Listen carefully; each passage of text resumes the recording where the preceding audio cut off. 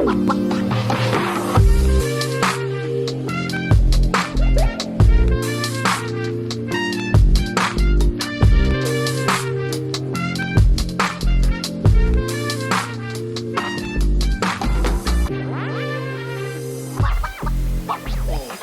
to the mic test. Oh man, forgot to pull the plug again.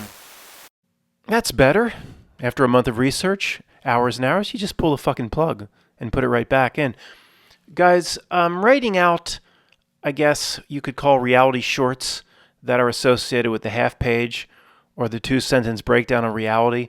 The 2 sentences work if you understand every aspect of what's being presented. I have to cater to different elements inside the Amish classroom here. So this part it's kind of like if you hovered over the hyperlink of the half page, it would expand out. Like when you hover over a hyperlink or a lie presented in Wikipedia, a little box pops up telling you or reinforcing the lie with an additional lie. But this is the opposite. This is just reinforcing simple truths. Before I start, if anybody's interested in this painting, of which I only took a portion of it, 1909, was it Mary Cassatt, Antoinette, at her dressing table? And as we look at this dressing table, as we look at, I guess it's supposed to be Marie Antoinette. What other Antoinette could there be? I wonder if she's examining, do you think she's going through some of the same thought processes that we go through? Which part or the reflection of me is real self versus shadow self? What part is this corrupted 1700s reality society trying to foster and corrupt and not let the real parts of me emerge? Do you think that's what is going through her mind as she's looking in the mirror? Or perhaps there's a slight zit, some sort of a boil forming that may ruin tonight's party with Louis Auguste. So as Voldemort said before a full frontal assault against Hogwarts Castle, begin. Reality is a massive trick with many goals, but one reality goal reigns supreme. One goal is a ring to rule all other dark reality goals. Its ultimate aim is simply to be believed in by real people. That's it? That's it. Its ultimate aim at the top of the org chart, dark part of reality, not an ilk screen, is simply to be believed in by real people. It must be taken seriously for it to extract the energy that it needs. If you give it what it desires and you believe in it and take it seriously, it's pretty simple. It has won. If not, you have won. As usual, its game is zero sum. You and it cannot win at the same time. A sliding scale shows the range of possibilities that describes this world along a sliding scale. On the left side, all the way down to the left of the sliding scale, it says, big and bold, everything here is real and physical. And as you go down the right side of the sliding scale, it says, not so real, fluid reality, ethereal.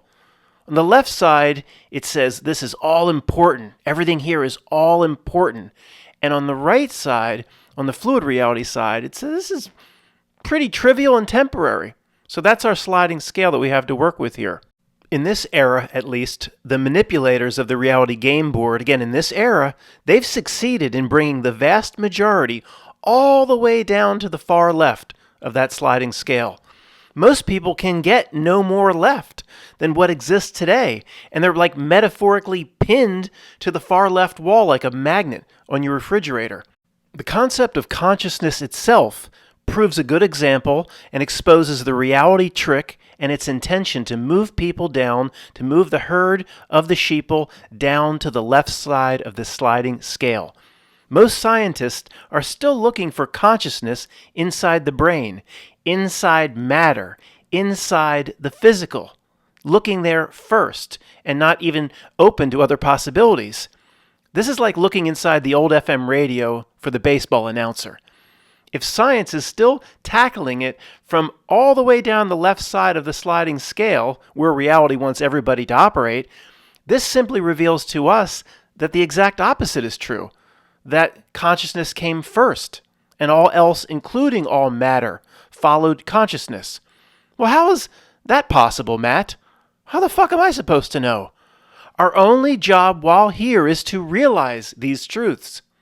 How these truths came to be is not our concern, at least while we're here in this place called Earth. Science and its eggheads go through the same process just described regarding analysis of, say, the origin of the universe, and in its analysis of everything that's considered important. They're always operating down the left side of that sliding scale. Like cats that follow reflection on the wall, they chase the physical first with the underlying assumption that the physical is real. That baseball announcer must be in this radio somewhere. Where is he? Lieutenant Dan, why can't we find him? They build particle colliders that span into 2 countries at a cost that could feed the entire Sudan, chasing the physical first. If we knew nothing else, if we had no inner knowing at all ourselves, we could just look at what they do, and what they do tells us the answer. For it is always the opposite of what they do and the opposite of what they say. Meaning there was no Big Bang, origin of the universe, of course. Well then, Matt, how did all of this get all around us? How the fuck am I supposed to know? Our only job is to realize these truths. How these truths came to be is not our concern while we're here. The main goal of the minion class, from Oprah to Bill Gates, is to be shepherds, to move the herd and the masses down to the left side of the sliding scale, and then keep the herd pinned as far left down the scale as possible, with their main goal being so those pinned believe all is real, because that's the reality they need to operate. Now, they can't drag the herd one by one down with leashes and lassos. Okay, they can only coax the herd. The herd has, and this example's bad because real people have free will. They coax the herd down to the left. Each sheep in the herd has to move itself down and be the magnet that sticks against the left side refrigerator. They take out their red cape like a matador and they wave it 100 million times a day in front of our bull to get the bull to do something. Interesting, in this example, it's actually their bull, as in their BS, that is intended to move our metaphysical bull down to the left. Overall, they've been tremendously successful thus far. This is done primarily, and the success follows along by eliciting emotions from real people. Emotions are the glue and the agents that harden their cement and shape the reality that they need. Identical. Emotions, glue, identical. Only we have the glue. They ain't got no glue. We have the glue. They need us to do it to ourselves. The emotions of fear, stress, anger, worry, anxiety, covet. What do we covet, Dr. Lecter? We covet what we see every day. General worrying about everything all the time and stress solidifies and hardens their reality. It's the hardening agent that makes the illusion of reality, in a sense, real. This is the very reason the news on TV exists. An objective, fair attempt to report, all we're doing is reporting what's happening internationally. All we're doing is objectively trying to report what's happening locally. If that was true, 98% of it wouldn't be bad news all the time. It's only structured like that if the news is an unknowing implementer of its master objective, which is, again, the same thing, to be taken seriously. My local news anchor, Jim Gardner, he doesn't understand how the dark reality is using him. He'll go to his grave thinking he helped people out. I said unknowing implementer of the master objective. Sure they are. Most minions are unknowing implementers of the master objective. Maybe once you get to Melvin P's level, they understand a little bit. Even at that level, I don't think they understand very much, but I don't want to do a sidebar. But just remember the sliding scale and its one goal. So you believe in it. You take it seriously. It's one ring to rule all others. If you stress and worry about it, it literally becomes more real. Emotion, in this example, is whatever the stuff is in cement that hardens the cement up. What does as above, so below mean in this context? Does one's belief regarding the world equally weigh down the soul, or perhaps lighten the soul if one has beliefs that are different than what the herd believes? That's on the right side of the sliding scale, not pinned down to the left.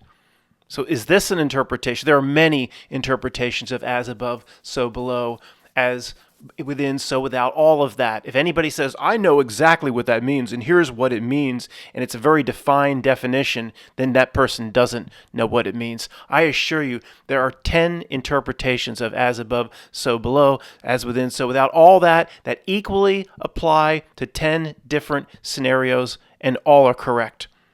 As usual, everybody thinks they have it all figured, some know it all, then they don't have it all figured out.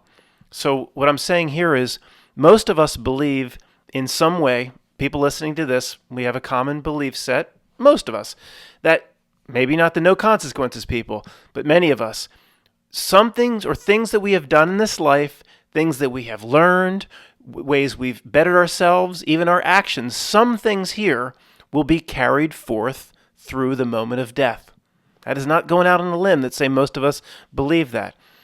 You know, even if you're a no consequences person, you can't doom yourself here maybe if you're a no consequences person, but there's no reason for this place whatsoever. No, something is carried into the moment of death. So in this example, does as above, so below in its inverse mean that however we have believed in this world, however we have been or operated down the left side of that sliding scale and solidified this world, believing everything is real and physical, have we done the same to our own soul, for example, or our own spirit, as above, so below, as we believe the world to be, we make into ourselves or we become ourselves, as above, so below, we believe the world to be this, our soul or spirit becomes this. Maybe that's an interpretation of as above, so below potentially that should not be taken off the table. The Bible says something like a camel can sooner fit through the eye of a needle than a rich man can make it to heaven. And there seems to be a relationship between what I'm saying and that, meaning if one needs to turn themselves into something that can fit through the eye of a needle, although I know it's just basically saying the camel has no chance of getting through the eye of the needle. But if we need to get through the eye of a needle, the only way to do that is to what Bruce Lee has been. This has been pushed for years. We just keep hearing Bruce Lee says, "Be like water." Well, what exactly does that mean? Are you sure he's just talking about fist fighting? Bruce Lee, be like water. Does operating and living your whole life down the left side of the sliding scale, this world is very real. I must worry about it. I must harden its cement. I must give it the emotion it needs so it becomes, it's just a feedback loop and feeds back on itself and becomes more real. So there's now more stress, more anxiety. Is this building the Jacob Marley chains on our soul and spirit itself? So it cannot be like water and fit through the eye of the needle and get out of here if it takes that a soul or a spirit to be in such a place to be able to get out. I don't know if all these YouTube channels talk about these tricks and traps at death and all this, but I don't think it matters because we can do the work now to be in a place where it doesn't matter if there's a little archonic trick at death or whatever, because we will be in such a place where we will be like water. We haven't lived our whole lives down the left side of the sliding scale. And nothing will be able to touch us. I do believe this. Does this make any sense to you? So everything you've done in life doesn't matter. All you need to do is have a little bit of a plan at the moment of death. You just need to know to go into the light or not into the light. Or go around the light, get out this way, or know what to do when the Sphinx comes up and says, solve my riddle, or the archonic being pops up in your face. All you need to know is a few things. It doesn't matter what you did in life. I don't buy that. Of course, what we do or learn, at least in life, it carries forth. It must. It's like saying all that training and football practice and preseason and weight training and all the drilling and the past drills that means nothing once the game comes. Once the game comes, you just did you memorize your playbook? You have to know to run out 10 feet and then go to the right and go to the left and then catch the pass. All this is the training and the preseason and the weightlifting and the running, the training scene in Rocky. Rocky's a gigantic truth drop as well, of course, but the training scene is the most important part of Rocky, not the fight. Okay, so we're doing the Rocky training here. Okay, and it doesn't, whatever opponent, if Rocky's done the correct training, whatever opponent appears into the ring, or if there is a trick at death, Rocky's going to kick its ass. I'm not just saying that shit to make myself feel better. Again, one last time, from your inner knowing perspective, or in just your logical frontal lobes, does this make any sense? That life that you just lived, it meant nothing. You couldn't put yourself in a better position now or a worse position. It was all for nothing. But you have to know now how to answer the questions and where to go and what light to go into. That's all that matters. That life you just lived, that was just for nothing. It doesn't matter now. Does that make any sense to anybody? So getting back to what I was saying, I'm sorry, I got a little sidetracked. Potentially if we operate down the left side of the sliding scale, what we covet here, what we fear here, what we give the elixir of our emotions so it hardens, all the time we spent down the left side making the world real, is it act to harden or weigh down our soul, potentially changing its nature? This is the Jacob Marley chain theme that I've been talking about for a long time. Deep down, many of us feel that if there will ever be a reason, we'll not be able to leave this place. If there's any reason where we can't get out, and if in any way it's a trap, then we do believe, most of us will believe, we will have brought that upon ourselves. If we have brought that upon ourselves, then it is up to us to reverse the situation. It's pretty simple. And to me, if I'm ever not sure how to interpret what I'm trying to talk about now, this is difficult to talk about. If I'm confused in what we just talked about over the last 5 minutes, I always fall back to the same thing. I'll throw the same card in this card game every single time. You've heard me say it 1,000,000 times, and I'm going to say it 1,000,000 times more, because there is no bigger reality reveal in the world than this. Why are they working so hard to get us to do a certain thing, to get us to move down to the left side of the sliding scale, to get us to make a certain choice, to get us to think that we're the straw man and not who we really are, to hide this from us, to hide that from us, to present this trick? Why are they working so hard? It's a convenience store that never shuts off, not 24/7, 365. For thousands of years, their convenience store doesn't close. Why are they working so hard? It doesn't matter, right? It's a prison planet, Matt. Your ass is stuck. They got you at death. Well, then why are they working so hard now? Isn't that interesting? Well, it's obvious. They're working so hard because they don't have us. And the choices, or what we give it in life, and operate down the left side, instead of saying, this is bullshit, I'm going to start moving up the scale into I'm not going to worry about this. I'm not going to stress over this. This is temporary. This is a train stop. Reality's fluid. As we move away from it, we start to win. Of course, what happens in life matters. What the hell are they working so hard for to get up in our business? I'm going to keep saying it. This community, this truth community, unlike most people, of course, sees through the reality tricks as they're presented one by one. That's a good thing, but it's not good enough. This community does not see the whole, does not back up far enough to see the whole. Most of this community analyzes the hairs on King Kong's back as if it's a shag rug.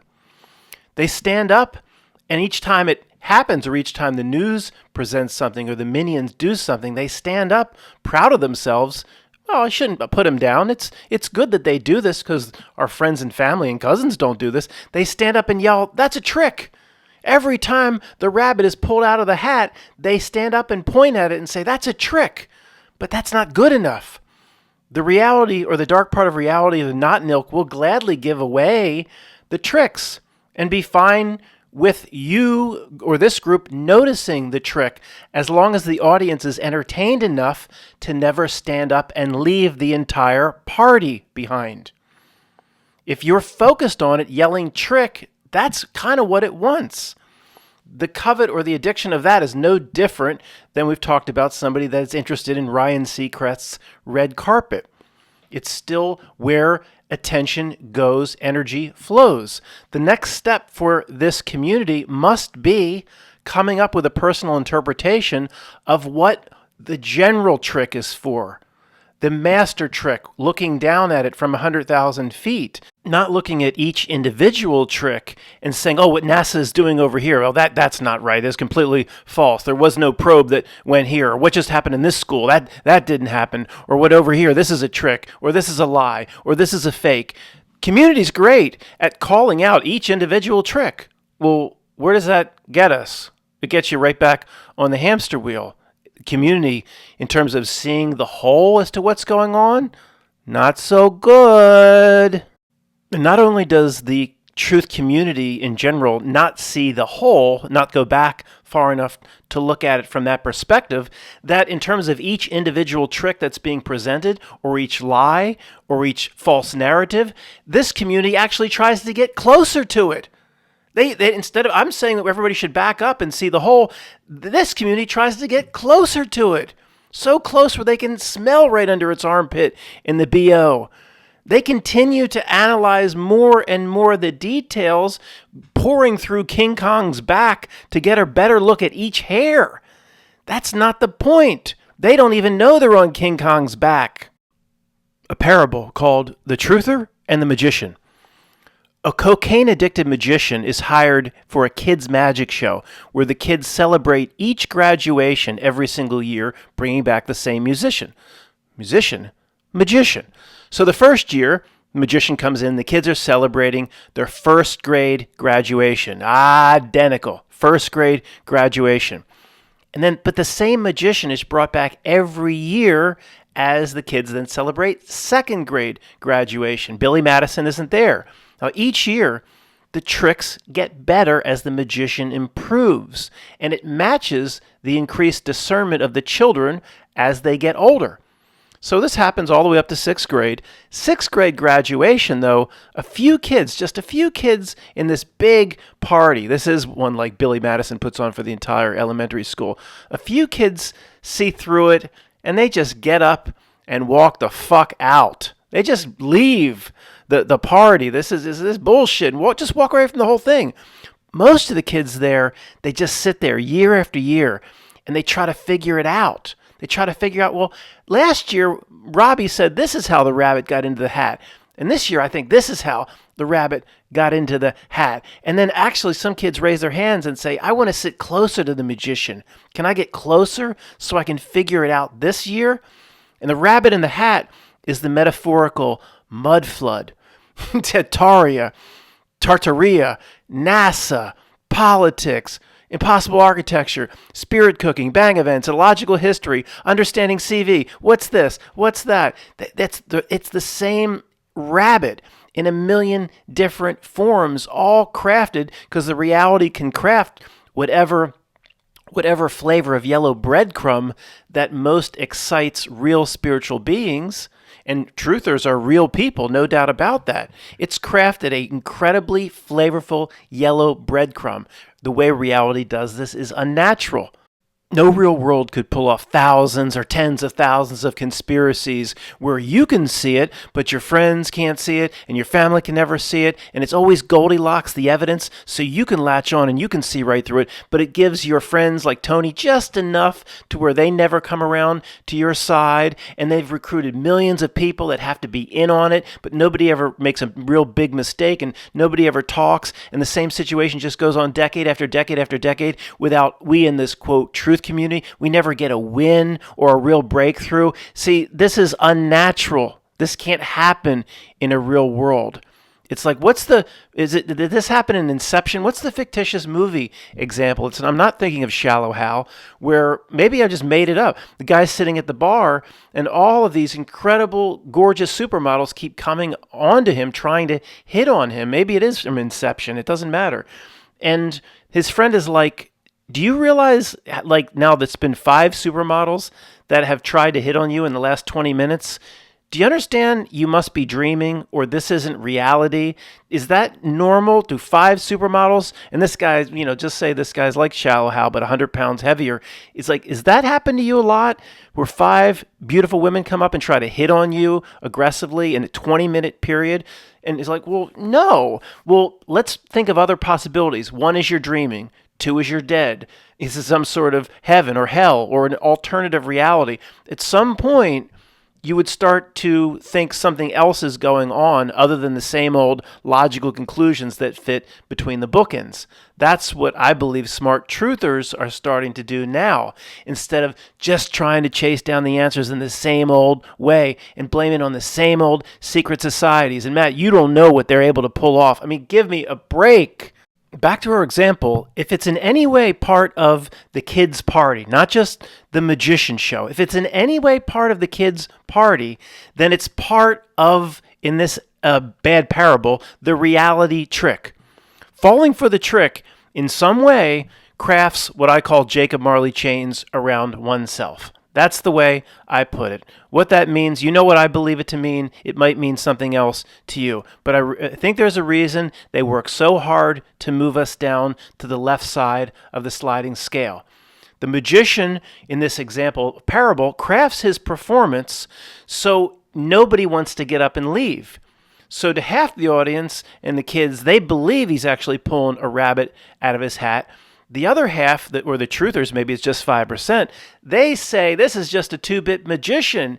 He ain't really pulling a rabbit out of his hat, but they're not getting up and leaving. They're just as addicted as the people that think it's real because they're sitting in the front row trying to figure it out and get closer to it. Either way, they're all trapped in the same demented party, if that made any sense.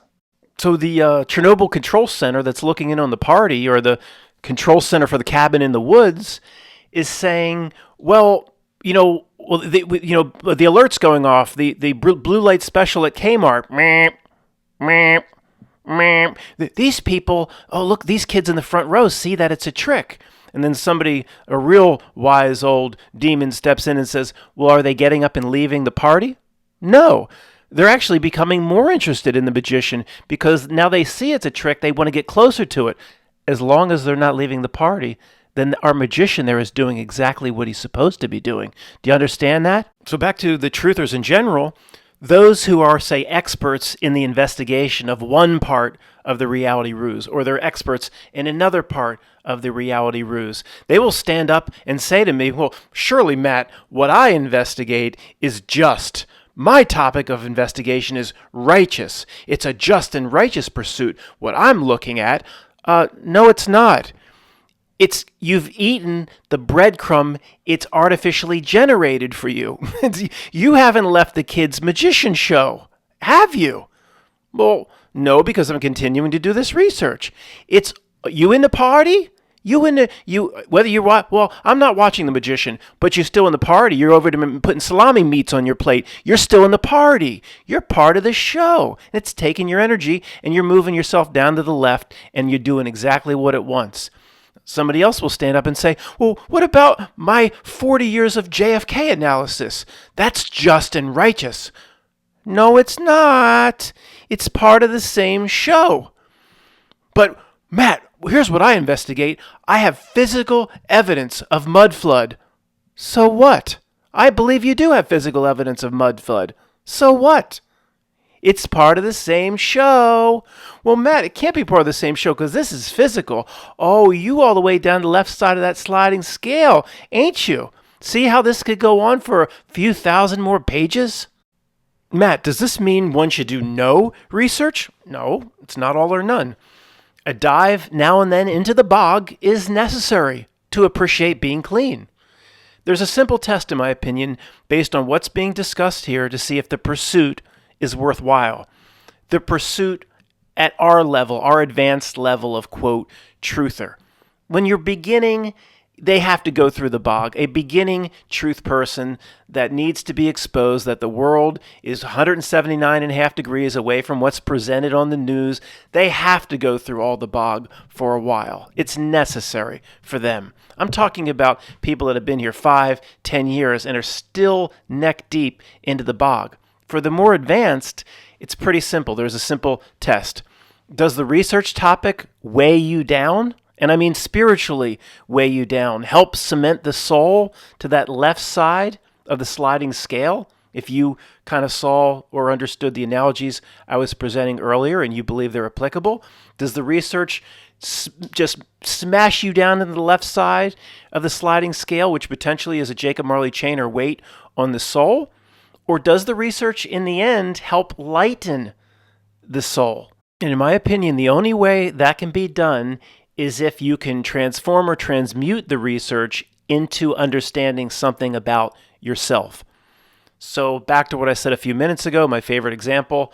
Why do they work so hard with their cape and their matador's red cape in front of us and get the bull to go this way and to get the bull to go that way and to get all the herd to go this way? Why are they working so hard?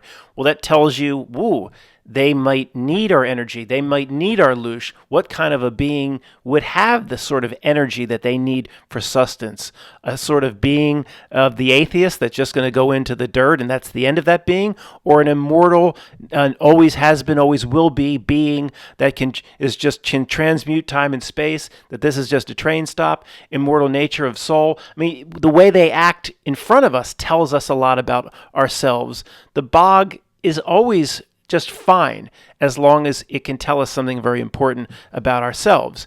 The event that happened on TV a few days ago, just spending time on that.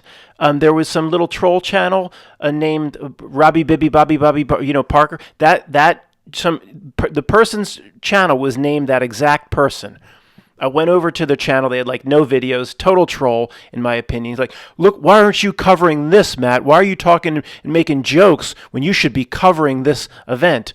Of course, a troll, something that serves the system, would want all of us to go back in time, to jump back into the bog. Of course, what little troll channel likes that, wants us to go backwards and to abandon everything we've gained and accomplished for ourselves. Whenever I do a screen exercise, there's always somebody that has to remind me it's a screen exercise. Oh, Matt, you talk about not going backwards and you're doing a screen exercise again. Well, a few things. One, I've said this is K through 12, or the Amish classroom. If we go sometimes to do the screen exercise and take one step back to take two steps forward. If you're ready to graduate, then what are you hanging out like radio? Keep coming back like radio. Cuba Gooding Jr. Radio coming back to the 11th grade. And we'd like to welcome radio back for the 50th time to the 11th grade. Then go on. I'm always going to do the screen exercise. It's like weight training. Some weight training, you break the muscle down. You take a step back. It's fine as long as you can remember to take two steps forward. The only way to take two steps forward when you've jumped into the bog to take a step back is to do it in a way that tells you important things about your spiritual self. Not just looking at what happened on the news a few days ago to see, oh, look at this crisis. This is a catastrophe, thespian. I don't know what happened a couple days ago. I don't care. The people that have emailed me on it, I'm not looking at that shit anymore. I'm moving forward. I looked at that for 10 years, that shit. So you obviously know what my default is on those types of presentations. At this point, most of the old guard, and I can't speak for all of you, maybe this isn't right, but the old guard, the advanced Jedis, kind of at the point where we want to leave Oz, okay? We want to get out and not come back. We don't want to do this again as old souls. Okay, this is, I'm sorry if I'm not, maybe I shouldn't speak for you, but this is the general sentiment. But once one has decided that they want to leave Oz, we all have the power to do it. It's within ourselves. The biggest truth drop of all time in any movie is Dorothy, you had the power all along. You dumb son of a bitch. You just click your heels. She didn't even need the ruby slippers. Click your heels, you're back. You didn't have to go through all that bullshit. You had to chase down the broom and do all this bullshit. It was within you all along to go back. It's the biggest truth drop of all time. Not, well, Matt, there's going to be tricks at death and archonic beings are going to swoop in. By my heel. I ain't worried about it. Okay? I'm not. But there's all sorts of testimony, Matt, where that happened to people. Did those people do the work that we have? Did those people have an understanding about themselves, and have they gone through everything that we've gone through?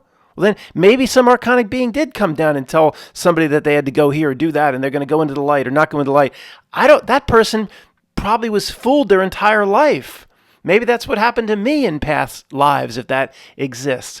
I don't equate me with the person that's fooled because they haven't put in the work that I have. What the truth community does today, to me, is akin to Dorothy being just fascinated with Oz. So fascinated, she stops at every little flower, every little plant. She examines everything in detail. Dorothy in the movie. She was consistent. She just wanted to get back. But the truth community, she's Dorothy in Oz that's fascinated by everything, fascinating by the Munchkins. So she decides to live with the Munchkins in Munchkinland for 10 years to study them. And she ends up getting knocked up by a lollipop kid. The baby has the face of Toto. It's so damn ugly. There's so many wonders in Oz to study and get distracted by. Dorothy could have. She didn't. She got pulled here and pulled there. It wasn't exactly a direct line to get out, but she was pretty consistent in her goal to get out. If Dorothy was a scientist, like the type of people that are here, she'd spend 15 years in Oz trying to just figure out how that damn horse changed colors. 15 years just on that. And then that was done. Oz has a million other tricks and things to study, and more lollipop kids that want to hump your leg. When you watch the movie, they make it seem like the real world is that black and white world where, the tornado was in the first 15 minutes of the movie, and Oz is over the rainbow. This is Oz. This is Oz. The illusion, the place where you can get caught up studying this and being fascinated by this. Be like Dorothy or Bruce Lee. Be as water. Be as Dorothy. Have a goal. I want to get back home to Kansas and get the hell back home. As the movie watcher, if we're looking at Dorothy in the movie, okay, we have that 100,000 foot looking down perspective.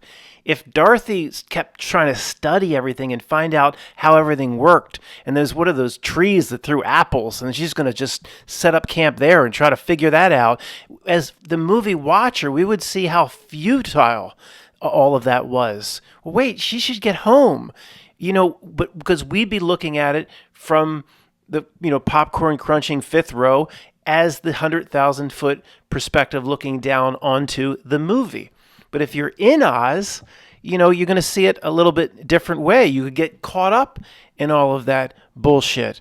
So, it's actually very interesting to say, almost like the movie watcher watching The Wizard of Oz sitting in the seats is maybe like higher self, looking at a form of itself in Oz, this earth, as Dorothy on the screen. And I'm sorry if I spoke for you and said we want out, but forget that. What do most people want? They want in. Most people, we're like trying to make a prison break, and there's 100 people coming along with us. Like, wait a second, 100 normal people, like your cousin or your half brother. Matt's trying to lead a prison break, and they're mostly out of Shawshank, and they would understand what's happening and try to run back in and cozy up at the feet of Warden Norton. They'd climb walls to get back in. That's what most people here do, and they give themselves away because what says that more than anything? Fear of death. Fear of death. If you put it through Google Translate, it says you McLove in this place so much that the most terrifying thing in the world is for you to leave it. Okay, I hear you throwing your rubber ducky. That's not exactly fair. Matt, it's the fear, a lot of it is the fear of the unknown and the fear of non-existence. Okay, I hear you. But a part of it is, if you put it through Google Translate, is you fear death. The inverse of it is McLovin this world. Because you've heard this story before, I'll definitely keep it under 1 minute. But my dad has no sense of religion or no sense of the afterlife, and I think the non-existence factor does terrify him. So I started talking to him about a few things, and one about, Dad, understand that a few billion people here believe, Hindus, Buddhists, etc., believe in reincarnation. That You're going to come back many, many times. Some believe thousands more. And then we started talking. I don't know how it led to. Like, you could go back to high school and relive your athletic career at Abington High School, and that became very appealing. Became very appealing to him. So we want the hell out. And a normal person, they want to climb back into Shawshank. You tell them about you could play high school football again. He started to get excited. I'm not joking. I've determined this is the exact reason why 4 old men or 4 old women will go out to lunch, or old friends get together once every few months and go out to dinner. And if they're out to dinner, to keep it simple, 1 hour, 50 minutes of the hour is talking about their ailments. Oh, well, let me tell you about my dermatologist. He doesn't fool around. If there's any little thing that could become cancerous or precancerous or develop into a melanoma, say 14 centuries from now, he'll take it off. My insurance, it's $27,000 to take off a little skin mole, but I don't pay for it. And then somebody will talk about this. Oh, I've got headaches, but ailment. The reason they do this is to try to, because they're McLovin life. They want to do anything to build more Jacob Marley chains to attach to life. See, if I'm Matt in this example, and I'm an old man grumbling about my ailments, and then I have my friend Tony, Steve, and Ed in this example at the table, and we're all in our late 70s, mid 80s, etc. If they grumble about more ailments than I have, then I could use that as a gauge to say, well, they're closer to death than me, but because they have more ailments than me, they have more troubles than me, like the Troubles in Ireland. They have more troubles, but see, they're still alive. They're still here at this table about to eat their lasagna. So they're closer to death, but they're still alive, which is a buffer. That tells the person that has the less ailments that they have longer to live, and they're closer to this beautiful thing to them, life, because they're McLovin life. That's why people complain about their ailments. I'm convinced of this. Okay, the most important parts or the summary, the reality has basically one main goal, one ring to rule them all. It is just fine with even giving away truths as long as real people believe that this place is absolutely real. As long as they have people jammed down to the left side. And I didn't pick left for any reason, guys. Again, just I'm not putting out some occult messages. I don't do that. I'm not into that horse shit. Just pick a side, flip it if you want. In this case, I'm using left, okay? It doesn't mean anything. The reality wants to jam everybody down the left side. And if you're jammed down the left side, the world is completely real. The physical is the explanation.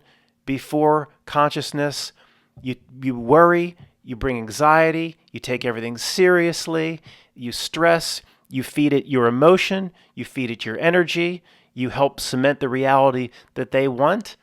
It's pretty simple. You can see what the reality and the minions of the reality want.